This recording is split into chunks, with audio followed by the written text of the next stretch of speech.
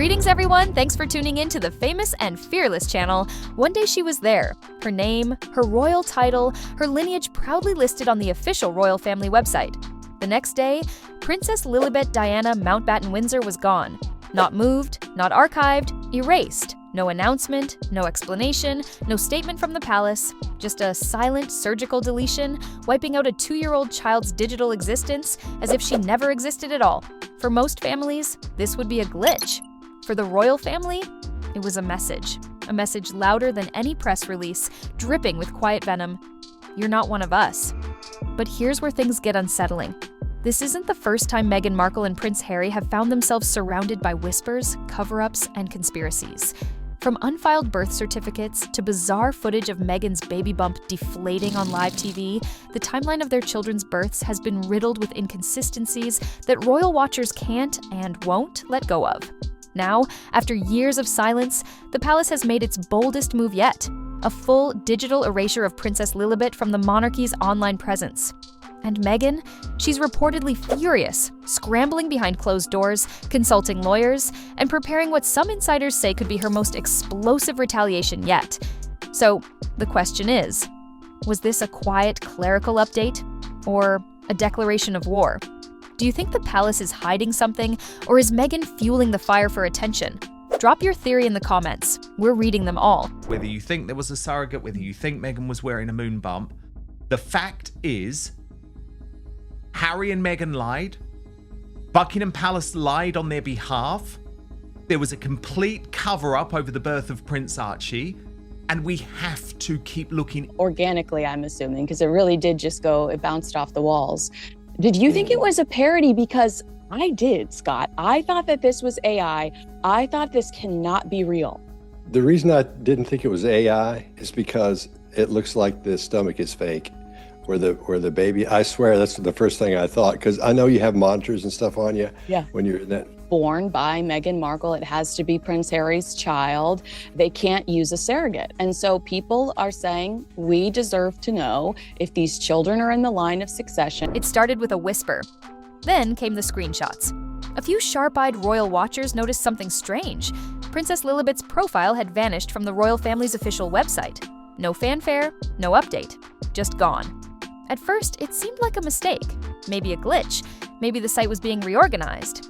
But then reality hit. No other royal profiles were touched. Not Prince George, not Princess Charlotte, not even the less senior royals like the Earl of Wessex's children. Only Lilibet, the daughter of Harry and Meghan, the American-born toddler whose name was once celebrated as a tribute to Queen Elizabeth herself. And that's what made it so chilling. This wasn't random, it was intentional. A move executed with silence and precision. One that left no paper trail, just questions. Inside Meghan and Harry's Montecito estate, sources say chaos erupted. Meghan, normally composed and camera-ready, was described as pacing like a panther. Her phone glued to her hand, voice rising in clipped bursts. Not because she was erased, but because her daughter was. To Meghan, this wasn't just a digital snub, it was a full-blown act of institutional ghosting. The kind of cold, silent retaliation the palace is known for. The kind that sends a message without ever uttering a word. But here's the twist. Lilibet is still technically listed in the line of succession. Her legal status hasn't changed. What has changed is her visibility, her recognition, her inclusion in the royal brand. And that quiet deletion, it felt personal. Because in the world of royalty, silence isn't just golden, it's weaponized. And Meghan knows exactly what this means. But what she does next might change everything. But what happens when that silence is shattered by paperwork? In the House of Windsor, lineage isn't just about blood, it's about law. And that's where things get complicated. For a child to remain in the royal line of succession, the rules are shockingly rigid. The baby must be born of the royal parent. Not adopted, not carried by a surrogate. Physically born of the mother who holds the royal bloodline or marries into it. Which brings us to the question Meghan Markle cannot escape. Did she actually give birth to Lilibet? According to British law, if surrogacy was involved and undisclosed, it could legally disqualify Lilibet and even Archie from royal succession. It wouldn't matter how loved they are. It wouldn't matter if Harry is their father. Without official disclosure and approval, their positions in the royal order would collapse like a house of cards. And here's the kicker. The palace has never confirmed or denied those swirling rumors. Not once. Not during Archie's birth controversy. Not when questions arose about missing birth records. Not even now, with Lilibet's name digitally deleted. Why not? Because they don't have to. The monarchy thrives on ambiguity. As long as there's no official challenge to the line of succession, they remain untouchable. But Meghan sees it differently. To her, this isn't some harmless omission, it's a public signal. A whisper that says, "Prove your child is legitimate." Royal insiders say that's exactly what pushed Meghan over the edge. It's not just a personal insult, it's an attack on her daughter's birthright, one she allegedly plans to fight with documentation, legal firepower, and press strategy. Because when it comes to royal titles, the burden of proof falls on the outsider. And when that outsider is Meghan Markle, you can bet she's not backing down quietly. So, why now? That's the question spinning through the minds of royal watchers everywhere. The deletion of Princess Lilibet's profile wasn't tied to any new announcement, royal event, or tragic scandal. It came out of nowhere, quietly, surgically, and with zero context. But in the world of royalty, timing is never accidental. This digital erasure dropped just as Meghan and Harry's public influence seemed to be waning. Their Spotify deal had collapsed. Their Netflix momentum had slowed. Public opinion was cooling. The timing to many looked like a power play, a subtle signal that the palace knew they were vulnerable. And let's not forget, it wasn't Meghan or Harry who brought this to light. It was eagle-eyed internet sleuths who noticed the deletion. That means the palace didn't expect anyone to notice, or they hoped no one would. Either way, the silence was part of the strategy. Even more curious, no other profiles were touched. Not Prince Andrew, not minor royals with barely a public role, just Lilibet. To Meghan, it was a provocation, a warning shot, a dare, because unlike the high-gloss Netflix documentaries or the emotional Spotify interviews, this wasn't about controlling a narrative. This was about removing a child from it. No headlines, no statements, just HTML and silence. But what if this isn't the first time something about their children's births was scrubbed clean? Long before Lilibet vanished from the royal website, there was Archie, and his birth was a masterclass in royal confusion. From the beginning, things didn't add up. The palace announced that Meghan had gone into labor, hours after Archie was already born. No photo outside the hospital, no clear timeline. Just a flurry of vague press statements and a suspiciously private delivery. Then came the paperwork. The birth certificate, when it finally surfaced, only fueled the fire. Sharp-eyed royal sleuths noticed it was missing key details. Most notably, Doria Ragland, Meghan's mother, wasn't listed in full, an odd omission for a family obsessed with protocol and pedigree. Even more bizarre, the area code tied to the certificate wasn't even in California. According to official documents, Archie's birth was supposedly registered with ties to Colorado, a state with no known connection to Harry or Meghan. For a child born in Santa Barbara's elite cottage hospital, that's not just a clerical error, that's a red flag. Royal births, especially ones tied to succession, are usually airtight. Certified witnesses, clear locations, verified timelines. But with Archie, the puzzle pieces never fully locked into place. And once people started asking questions, they were immediately dismissed as conspiracy theorists. Meghan and Harry stayed mostly silent. The palace? Even more so. But the gaps never closed. The inconsistencies only grew. And now, years later, those questions about Archie are echoing louder in the shadow of Lilibet's disappearance. Because when two children from the same family have irregular birth details, it stops being a coincidence and starts looking like a pattern. And if that pattern leads back to Meghan's pregnancy itself, things get even stranger. If you've spent any time in the dark corners of Reddit, YouTube, or Twitter during Meghan Markle's pregnancies, one phrase keeps popping up: the bouncy bump. It all traces back to one viral clip, Meghan at an event, smiling, waving, then turning slightly. Her baby bump, visible under a loose dress, appears to shift unnaturally, not like a baby moving inside, more like a cushion slipping out of place. At first, people laughed it off, a wardrobe mishap, bad lighting. But then came more footage, more odd angles, more moments where the bump moved in ways that didn't quite match what people expect from a pregnant woman. Was it a prosthetic? A moon bump? A bizarre maternity garment gone wrong? No one knows for sure. But the footage exists.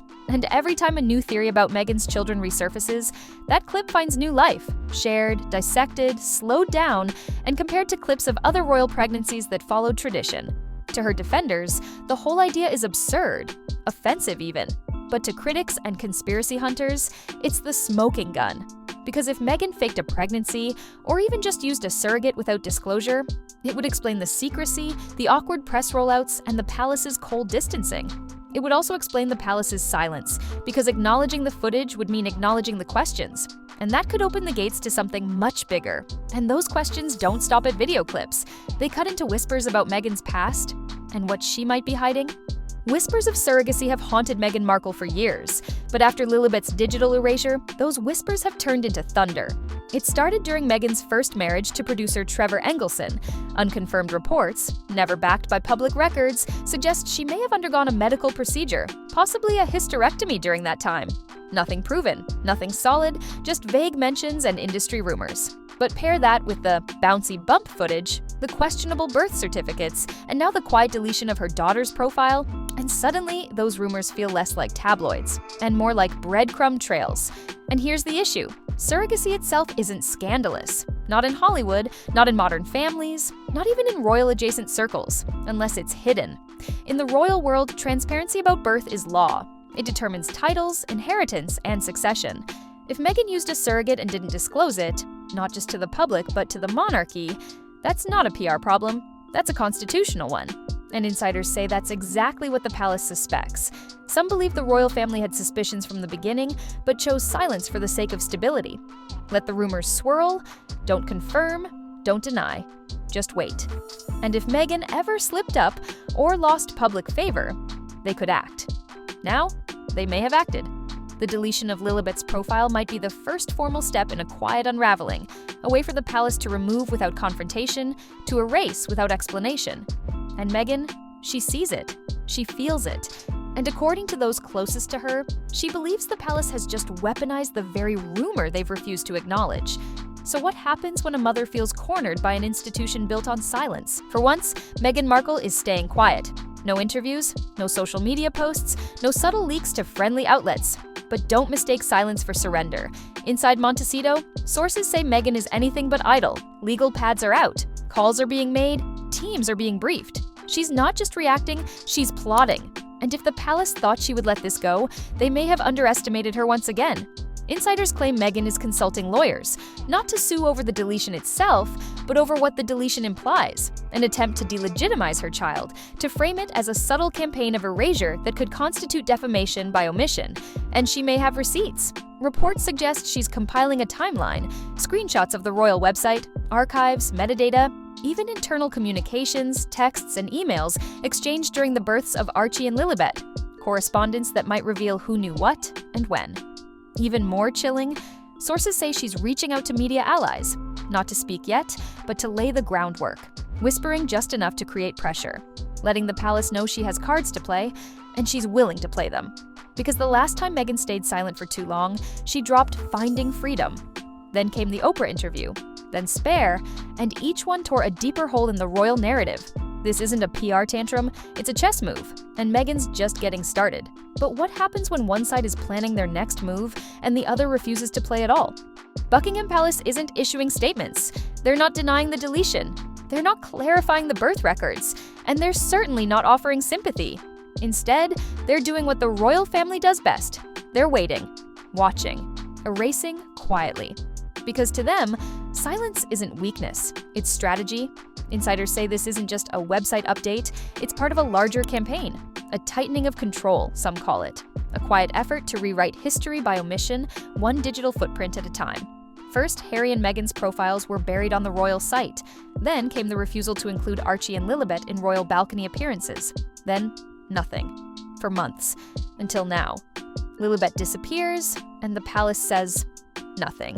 No denial, no explanation, no outrage at the theories gaining traction online. Why? Because according to palace insiders, acknowledging the scandal would validate it.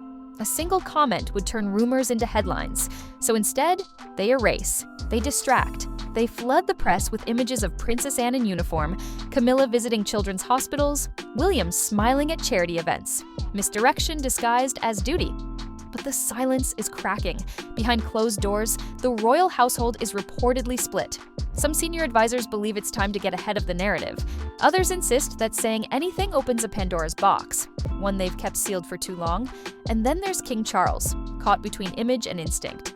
He knows the optics of erasing a grandchild aren't good, but he also knows the monarchy survives on one thing above all: control. So the palace says nothing, and that nothing, it's starting to speak louder than ever. But what happens when both sides believe they hold the truth, and neither one is willing to blink first? This isn't just a disagreement. It's not a public spat or a social media feud. This is a quiet war, being fought with website deletions, birth certificate anomalies, cryptic silence, and whispers of lawsuits. One side, the monarchy, relies on centuries of tradition, protocol, and restraint. The other, Meghan Markle, operates with Hollywood precision, legal maneuvering, and the power of global media. And now, they're circling each other like predators, waiting, watching, daring the other to move first. The palace thinks Meghan's bluffing, that she's too image-conscious, too fragile in the court of public opinion to fire another shot. They expect her to simmer down, lick her wounds, and disappear behind the gates of Montecito. But Meghan believes the palace is bluffing too, that behind the royal silence is pure panic, that they're scared of what she might actually be holding, proof that could expose a cover-up, humiliate the crown, and rewrite royal history. And then there's Harry, caught in the middle, silent, torn, pressured from both sides. A father, a son, a royal, a husband, paralyzed by the knowledge that no matter what he does, someone loses. But the world is watching now, because if this really was just a routine website update, wouldn't it have been easier to just say so? What do you think? Is Meghan Markle sitting on a royal bombshell, or is the palace finally cutting ties with someone they see as a threat? Let us know in the comments, and if you want to see what happens when silence breaks, subscribe, because this story is far from over.